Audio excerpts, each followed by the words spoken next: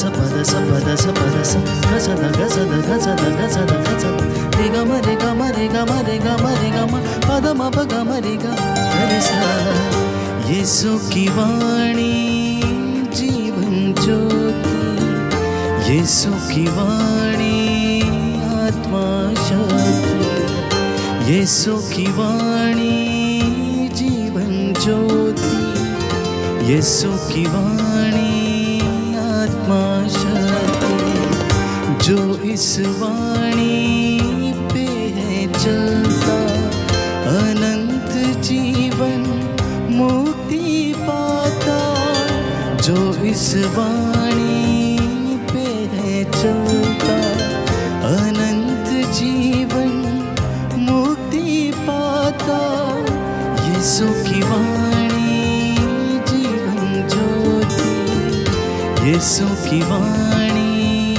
आत्मा शक्ति यीशु की वाणी जीवन ज्योति यीशु की वाणी आत्मा शक्ति।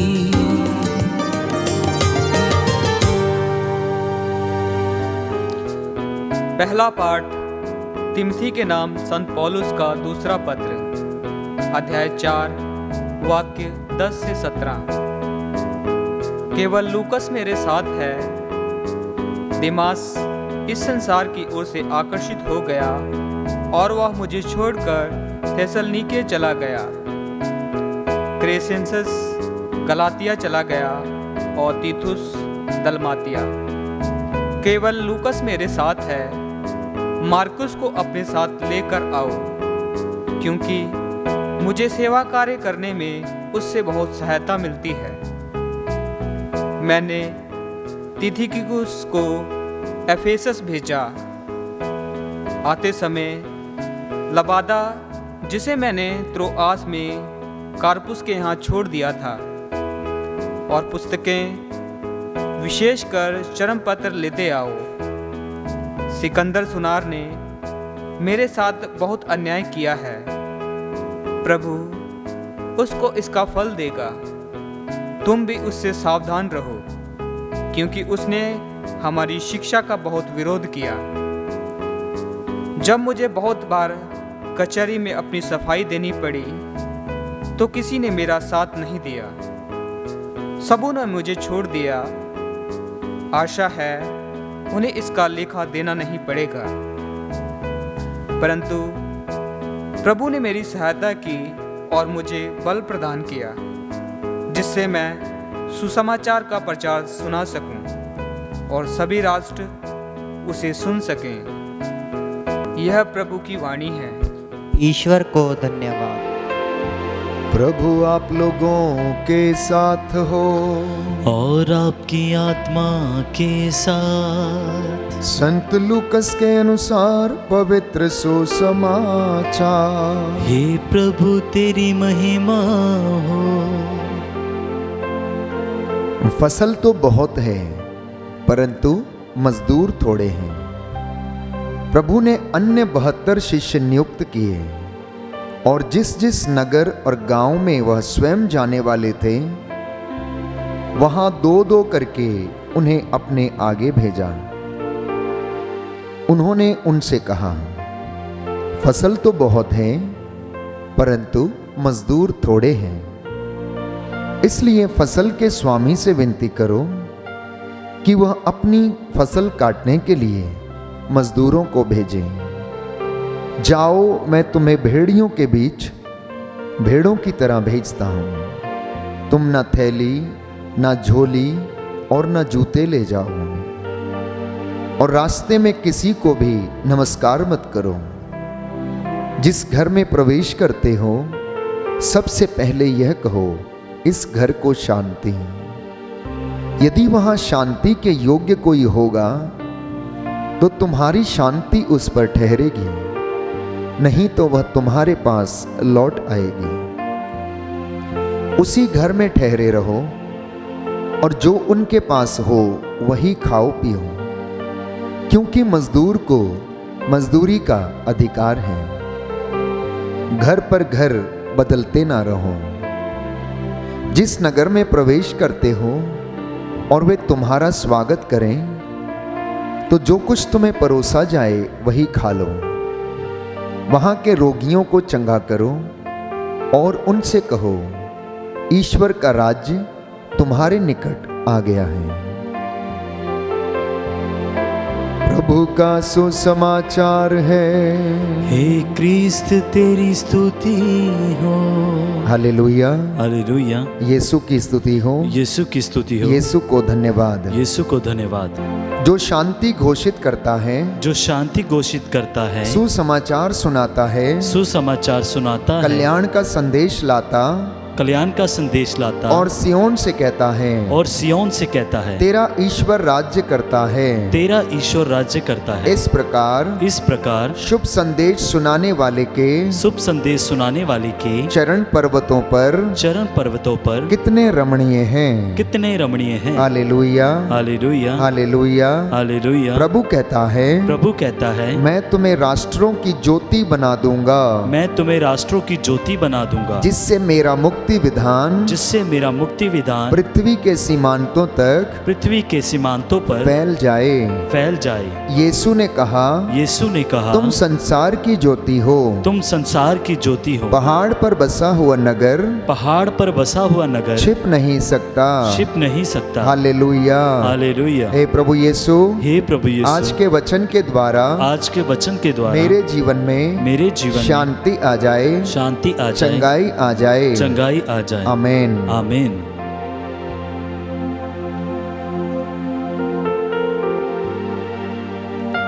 प्रियजनों, जब प्रभु ने अपने चेलों को चुना, 72 शिष्यों को उन्होंने नियुक्त किया, 2-2 करके उन्होंने गांव-गांव में उन्हें भेजा और कुछ आदेश उन्हें दिए।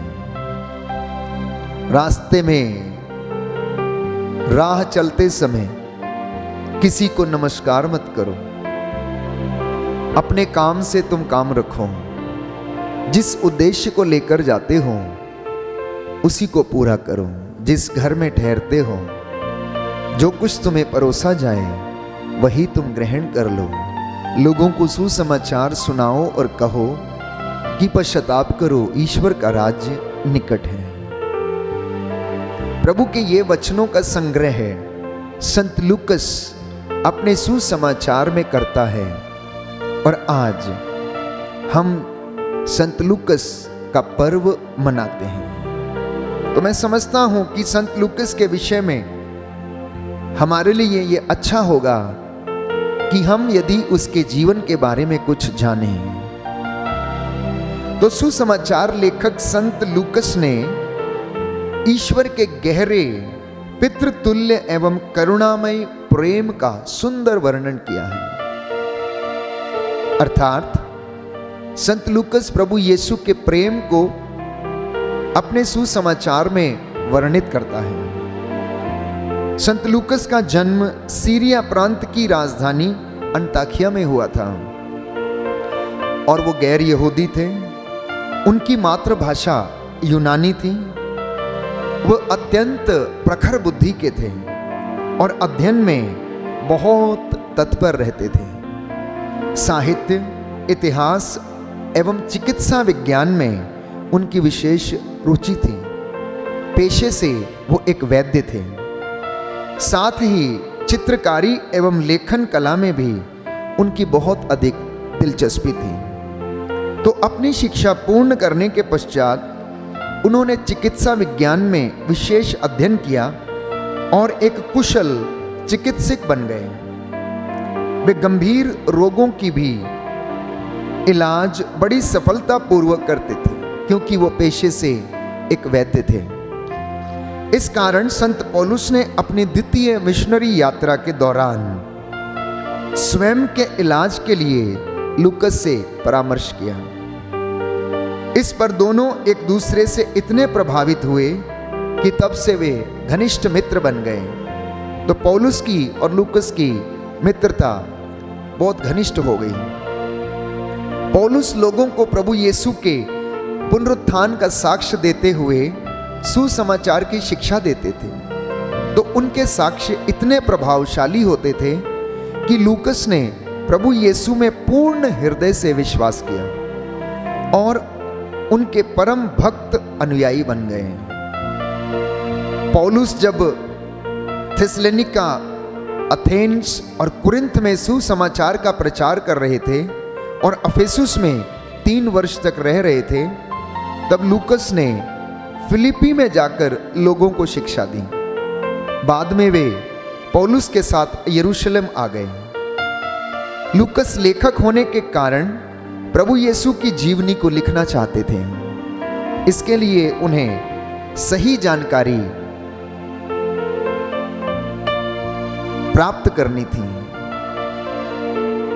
लूकस लेखक होने के कारण प्रभु यीशु की जीवनी को लिखना चाहते थे और इसलिए इस विषय में वो सही जानकारी प्राप्त करना चाहते थे। अतः उन्हें अनेक ऐसे लोगों से मिलना था जो प्रभु के साथ रह चुके थे और उनके कार्यों को देखा था, अथवा जिन्होंने यीशु के कार्यों के विषय में सुना था। तो इसी उद्देश्य से वह यरूशलेम में एक मकान किराए पर लेकर वहीं रहने लगे। चिकित्सक के रूप में उनका नाम पहले से ही वहाँ प्रसिद्ध था, क्योंकि सभी लोग जानते थे कि लूकस पेशे से एक डॉक्टर है, एक वैद्य है, तो इसकी जानकारी लोगों को थी, इसलिए उनका नाम उस जगह पर पहले से ही प्रसिद्ध था। अतः लोग भीड़ की भीड़ उनके पास आने लगे। इलाज के बीच अवसर पाकर वे प्रभु के प्रेरितों तथा शिष्यों से भी मिलते रहे। सौभाग्य से उन्हें वहीं पर संत योहन और माता मरियम भी मिल गए, जो किसी समय अफेसुस से यरूशलेम आए थे। तो मरियम से उन्हें यीशु के बचपन की सारी बातें विस्तार पूर्वक सुनने का अवसर प्राप्त हुआ।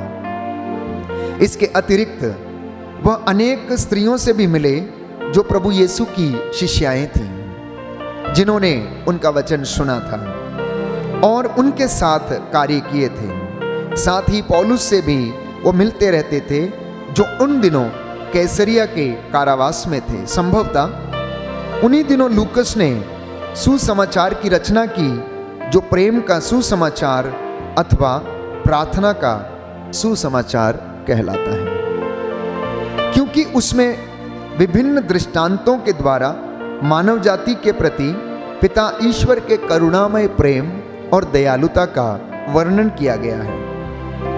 और यह वर्णन अत्यंत हृदयहारी रूप से प्रस्तुत किया गया है। उदाहरणार्थ, खोया हुआ लड़का, खोई हुई भेड़, भला समारी का दृष्टांत और जितने भी कोढ़ी, अंधे, लंगड़े ये प्रभु के पास आए, प्रभु ने उन पर तरस खाया और उन्हें चंगाई प्रदान की। उन्हें अपनी करुणा से उन्होंने भर दिया। स्त्रियों के प्रति प्रभु का सम्मान और पापियों के प्रति उनकी दया और क्षमा पर लूकस ने विशेष प्रकाश डाला, जिसके विषय में हम लूकस के द्वारा रचित सुसमाचार में हम पढ़ते हैं। उन्होंने इस बात पर भी जोर दिया कि ईश्वर किसी के साथ पक्षपात नहीं करता। वह अपनी दया और प्रेम केवल यहूदियों पर ही नहीं, किंतु उन सभी लोगों पर बिना किसी शर्त के बरसाता है जो उसके पुत्र प्रभु यीशु में विश्वास करते हैं। चूंकि लूकस उच्च शिक्षा प्राप्त व्यक्ति थे, तो उन्होंने प्रवाहमय भाषा एवं आकर्षक शैली में सुसमाचार की रचना की। उन्होंने ही प्रेरित चरित्र की रचना की, जो नए विधान का सबसे सुंदर ग्रंथ है, जिसमें उन्होंने बड़ी सरल शैली में प्रभु का स्वर्गारोहण, कलीसिया का प्रारंभ एवं क्रमिक विकास का मार्मिक चित्रण प्रस्तुत किया है। रोम में संत पौलुस के 2 वर्षों के कारावास में लूकस उनके साथ था। पौलुस उन्हें अपना वैद्य मित्र कहकर पुकारते थे। पौलुस की तीसरी मिशनरी यात्रा में लूकस भी उनके साथ हो लिए थे, जिसकी पुष्टि पौलुस के पत्र से होती है। तो तिमोथी के नाम पत्र में वह लिखते हैं, कि केवल लूकस मेरे साथ हैं। संत पौलुस की शहादत के कुछ वर्षों के पश्चात अखैया में लूकस ने शहीद बनकर प्रभु के लिए अपना प्राण अर्पित कर दिया। लूकस एक बहुत अच्छा चित्रकार था। उन्होंने माता मरियम के कई सुंदर चित्र बनाए, जिनमें से कुछ संत थॉमस अपने साथ लाए थे।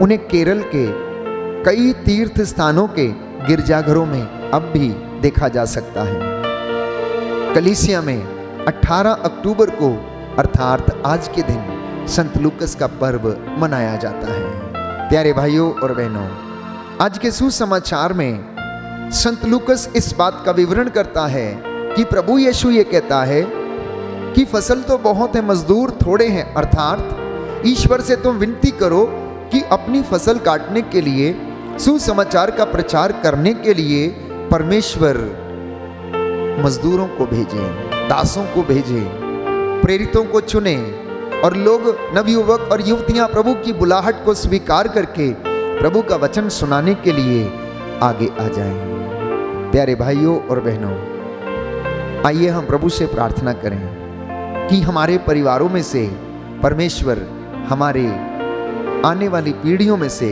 प्रभु अपने लिए अपने दासों को चुने, नवयुवक युवतियों को चुने, उन्हें पवित्र बुलाहट का वरदान मिले और वो प्रभु के राज्य में दाखबारी में काम करने के लिए आगे आएं। आइए हम प्रार्थना करें, परमेश्वर हम पर दया करे और हमें चंगाई प्रदान करे। सर्वशक्तिमान पिता ईश्वर, हम तेरे बच्चे तेरे चरणों में हाजिर हैं। हे प्रभु यीशु, हमने तेरा वचन सुना है, हम पर तेरी दया प्रदर्शित कर, तेरा आत्मा हम पर अधिकार ले। आज के वचनों के द्वारा हे प्रभु यीशु, हम अपने जीवन में तेरी महिमा को देख सके। हमारे कामकाज में, खेत खलियानों में तेरी आशीष उतरे, तेरा आत्मा हम पर अधिकार ले और हमें चंगाई प्रदान करे। हे प्रभु यीशु, तेरी महिमा हमारे जीवन में प्रकट होती जाए। हमारे घरों परिवारों पर, हमारे दफ्तरों खेत खलिहानों में तेरा आशीष उतरे और तेरी आत्मा हमारी अगुवाई करे। हम बड़ी तन्मयता और विश्वास के साथ तेरा वचन ग्रहण करें। इन वचनों के द्वारा हमारे जीवन में चंगाई और शांति आ जाए। हमारी प्रार्थना सुन ले उद्धारकर्ता यीशु प्रभु के द्वारा, आमीन।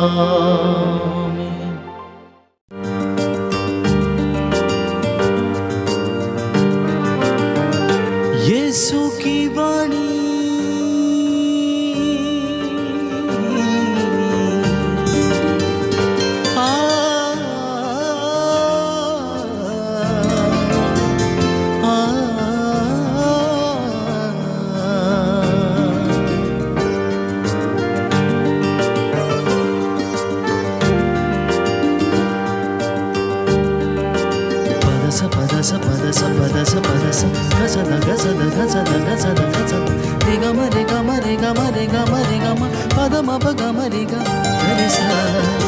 यीशु की वाणी जीवन ज्योति, यीशु की वाणी आत्मा शक्ति, यीशु की वाणी जीवन ज्योति, यीशु की वाणी आत्मा शक्ति। जो इस वाणी पे है चलता, अनंत जीवन मुक्ति पाता। जो इस वाणी पे है चलता, अनंत जीवन मुक्ति पाता। यीशु की वाणी जीवन ज्योति, यीशु की वाणी आत्मा शक्ति, यीशु की वाणी जीवन ज्योति, यीशु की वाणी आत्मा शक्ति।